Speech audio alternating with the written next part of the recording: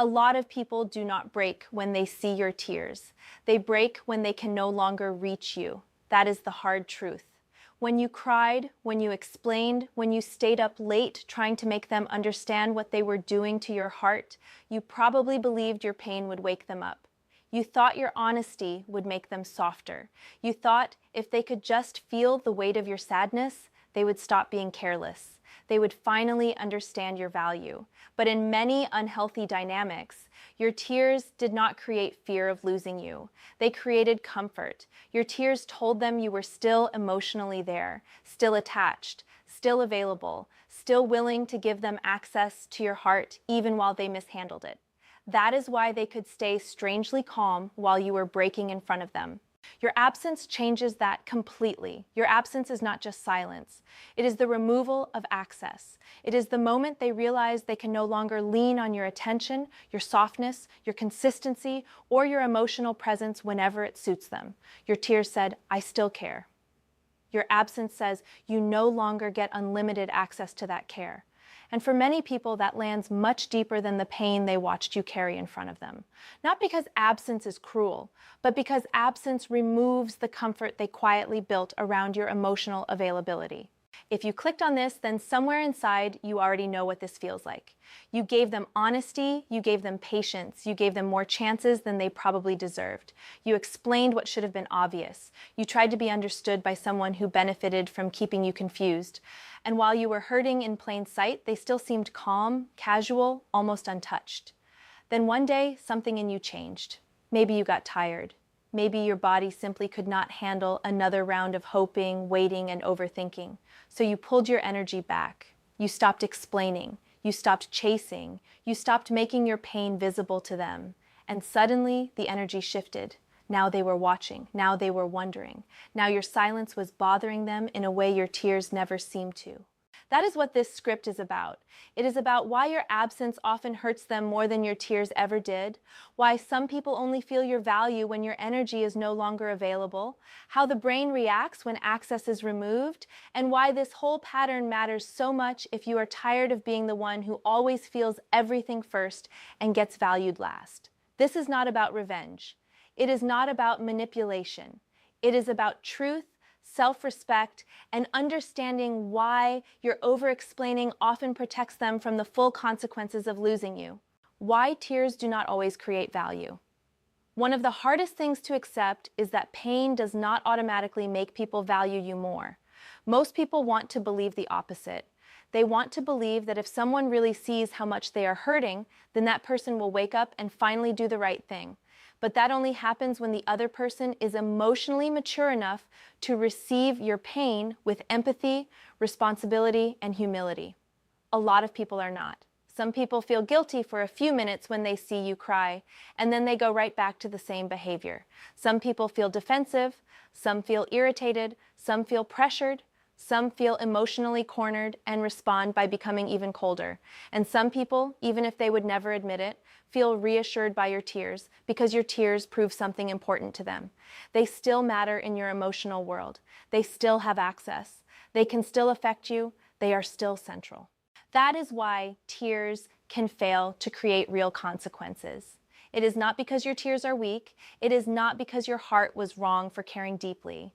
It is because in an unhealthy connection, your tears often happen inside a pattern that still protects the other person from true loss. They may watch you cry, but if your crying still leads to you staying, explaining, reaching out, forgiving, and remaining emotionally available, then what did they actually lose? The answer is often nothing. They may have seen your pain, but they did not have to feel the weight of your absence. This is why some people can stay surprisingly calm while you are falling apart. Not because your feelings mean nothing, but because your feelings are still flowing toward them. They are still the emotional center. They still know where you stand. The line is still open. They may not respect your pain properly, but they do not yet fear your removal. And until someone feels the real possibility of losing access, they often do not confront your value in any lasting way. What your tears were really telling them.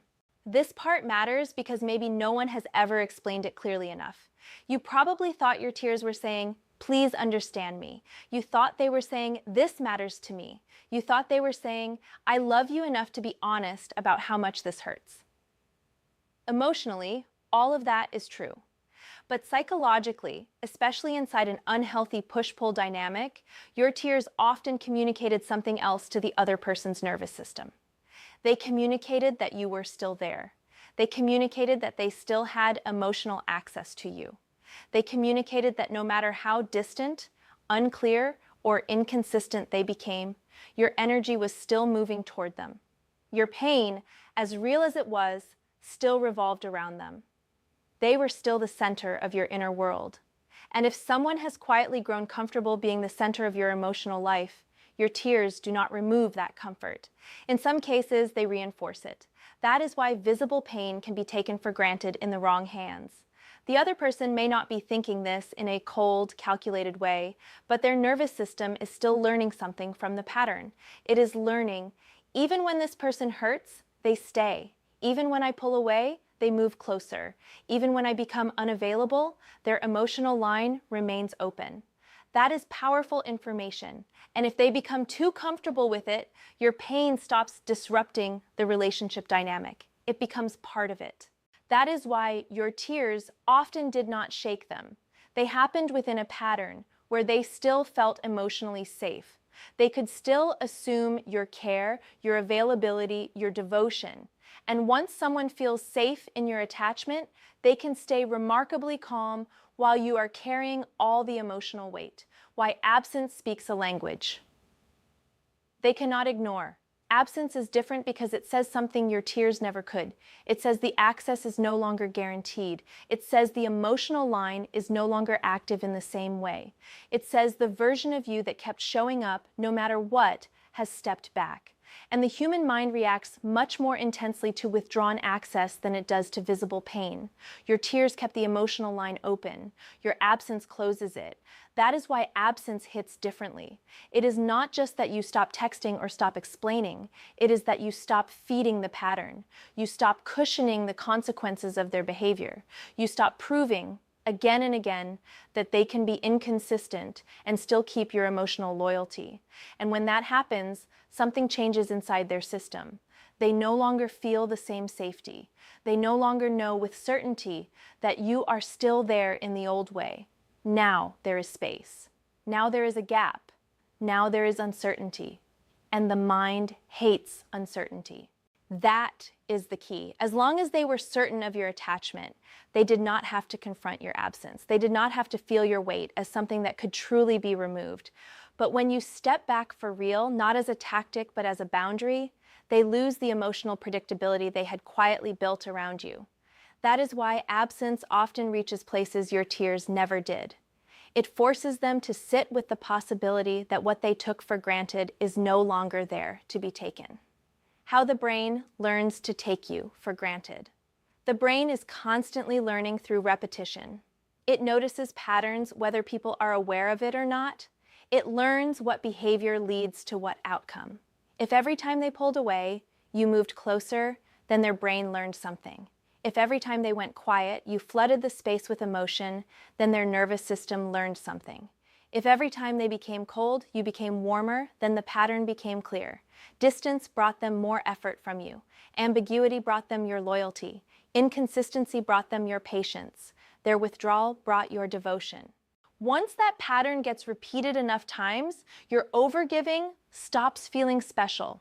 It starts feeling normal. It becomes expected. And once it becomes expected, the other person stops feeling the emotional cost of their actions. They know that even if they mess up, pull back, disappear, or stay vague, you will likely still be there trying to fix it. That is how people get taken for granted, not because they lack value, but because their value is being given away without consequence. This is why absence changes so much. When the pattern suddenly breaks, the brain notices immediately. It may not label it in deep words, but it feels it. What once brought reward now brings nothing. What once felt guaranteed now feels uncertain. That is when the person who seems so calm begins to feel unsettled. Not always because they are deeply transformed, but because the emotional machine no longer works the way it used to. Why your absence creates restlessness, curiosity, and regret. When the old pattern breaks, the first emotion is not always sadness.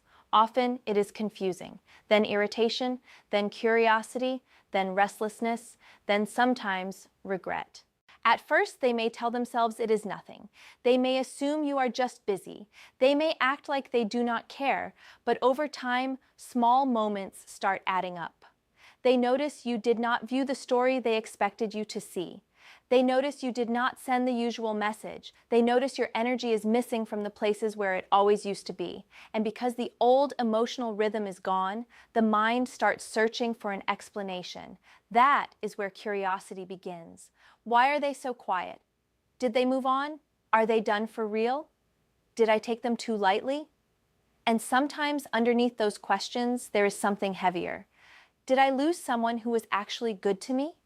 That is where regret can enter. Not always dramatic regret, often quiet regret. The kind that shows up late at night, the kind that creeps in while they are scrolling through old conversations, the kind that makes them replay the times you showed up for them while they acted casual, the kind that makes them realize your presence gave them more comfort than they admitted, and now that comfort is gone. This is why your absence can hurt more than your tears ever did. Your tears let them stay emotionally comfortable, even if they were watching you suffer. Your absence removes comfort and replaces it with missing weight. Now they feel the lack of your presence, not just the noise of your pain. The dangerous difference between missing you and missing access. This is where a lot of people get fooled, so we need to slow down here. When your absence starts affecting them, it does not always mean they are ready to love you better. Sometimes they miss you. Sometimes they miss the access they had to you. Those two things can look similar on the surface, but they are not the same. Someone who misses you may begin reflecting deeply. They may feel the loss of your consistency, your care, your energy, and your presence as a person. They may start recognizing the way they mishandled something valuable. That can lead to accountability, humility, and meaningful change. Someone who misses access, on the other hand, may simply dislike the fact that your emotional availability is no longer there for them. They do not like losing control. They do not like not being able to pull your energy back whenever they want. They do not like the discomfort of uncertainty. So they reach out, they test the waters, they become warmer but not necessarily more mature. They want relief from your absence, not responsibility for how they treated you. This is why their reaction alone is never enough. You have to look deeper. Are they just uncomfortable without your presence, or have they actually changed how they carry themselves? Are they offering clarity now, or just fishing for access? Are they showing consistency now, or just responding to their own momentary discomfort? Your absence may bring them back, but only their behavior tells you why they came back. Why you undo everything the moment you get hope again. This is where most people lose themselves all over again. The moment the other person reaches out, all the old emotion comes flooding back. You have missed them. You have hoped for this. You have imagined this message in your head 100 times. So when it finally comes, you rush emotionally toward it. You respond too quickly, too openly, too eagerly. You give them all the warmth they have not earned yet. And in doing that, you accidentally calm the exact uncertainty that was making them reflect. The moment you show them that nothing has really changed inside you, their nervous system relaxes. They think, maybe not consciously but deeply, okay, I still have access. I did not really lose them. And once that happens, the urgency fades, the reflection fades, the discomfort fades. They feel safe again, and the old pattern starts rebuilding itself. That is why so many people say, they came back, but then they pulled away again. The answer is often simple, even if painful. They did not come back to a new version of you. They found the old version of you waiting behind the same emotional door. And because that old version of you was still ready to overgive, the dynamic slid right back into its old shape. Absence only carries real weight when it is backed by inner change, not performance, not games, change. If you are physically silent but emotionally waiting, that energy will leak the second they reach out. But when you have truly started returning to yourself, they feel something different. Your pace is different. Your tone is different. Your center of gravity is different. That is when your absence becomes real. What real absence actually looks like. Real absence is not fake silence. It is not you staring at your phone all day trying not to text. It is not delayed replies meant to trigger anxiety. It is not a social media game. It is not a performance designed to get a reaction. Real absence is emotional withdrawal from unhealthy access. It is no longer trying to force understanding from someone who benefits from your confusion. It is no longer making your day depend on whether or not they reached out. It is no longer proving your worth by how visibly you suffer in front of them. It is no longer feeding someone your attention while they handle your heart carelessly. Real absence looks like redirecting your energy. It looks like focusing on your body, your health, your work, your routines, your healing, your standards, and your actual life. It looks like feeling the urge to text and not obeying it. It looks like letting the discomfort move through you without using them as your emotional medicine. It looks like refusing to turn your nervous system into a hostage situation for someone who only wakes up when you disappear. And yes, real absence hurts at first. It can feel brutal, because once you stop reaching for them, all the feelings you were managing through contact come flooding back. That is normal. That is not proof you are doing the wrong thing. That is your nervous system detoxing from a pattern it became dependent on. But if you stay with yourself through that stage, something powerful happens. Your mind starts clearing, your body starts calming, your standards start waking up. You begin returning to yourself. What your absence teaches you about your own worth. Maybe the most important part of this entire conversation is not what your absence does to them. It is what it finally teaches you. While you were crying, over-explaining, and hoping to be understood, you were still trapped in the loop. Your healing still depended on their response. Your peace still depended on their clarity. Your nervous system still depended on their attention. Absence interrupts that. At first, it feels like a loss, but over time, it begins to feel like the truth. You start seeing how much of your life had become organized around someone who was never truly organizing theirs around you. You start asking better questions. Not, how do I make them see my value? But, why was I giving so much of myself to someone who handled me so casually? Not, do they miss me yet? But, why was I treating emotional crumbs like evidence of love? Not, how do I get them back? But, how do I stop losing myself trying to keep people who never carried me properly? That is growth. That is what your absence teaches you. It teaches you that your value does not need to be proven through visible suffering.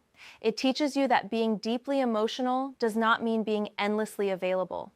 It teaches you that self-respect often sounds quiet. It teaches you that the right people do not need to lose you to understand your worth. And perhaps most importantly, it teaches you that you are allowed to step back from what hurts, even if you still care. When your absence reveals that you were the one holding it all together, there is another truth here that can hurt, but it is still freeing. Sometimes your absence does not bring them closer. Sometimes it does not make them reflect in some obvious, dramatic way. Sometimes they stay gone. Sometimes they fade. Sometimes the silence simply reveals that the connection only survived because of your effort. That hurts, but it tells the truth. If your absence makes the whole thing collapse, then your presence was doing all the heavy lifting. What you thought was mutual may have been one-sided maintenance. What you thought was chemistry may have been your emotional labor carrying dead weight. What you thought was a complicated love story may have simply been you trying to keep alive something that could not stand on its own. That realization stings, but it saves years of your life, because then you stop romanticizing a connection that only survived on your overgiving. You stop chasing closure from people whose silence already told you what their words never would. You stop calling it potential when what you really had was an emotional habit built around your willingness to stay. Sometimes your absence is not meant to bring them back. Sometimes it is meant to reveal the truth, and that is still a form of freedom. If they return, what actually matters. If they come back after your absence, be careful not to make their return the whole story. Missing your presence is not the same as being ready to protect your heart. Feeling uncomfortable without access is not the same as doing the work to become safe for you. Curiosity is not commitment. Regret is not repaired. What matters is how they return. Are they clearer now or still vague? Are they consistent now or just emotional for a moment? Do they take responsibility Or do they simply test whether you are still available? Do they respect your pace or try to rush you back into the old dynamic? Do their actions reduce your anxiety or bring it flooding right back? Your body often knows before your mind admits it. If their return makes you feel instantly unstable again, that tells you something. If their return feels calmer because they are actually different, that tells you something too.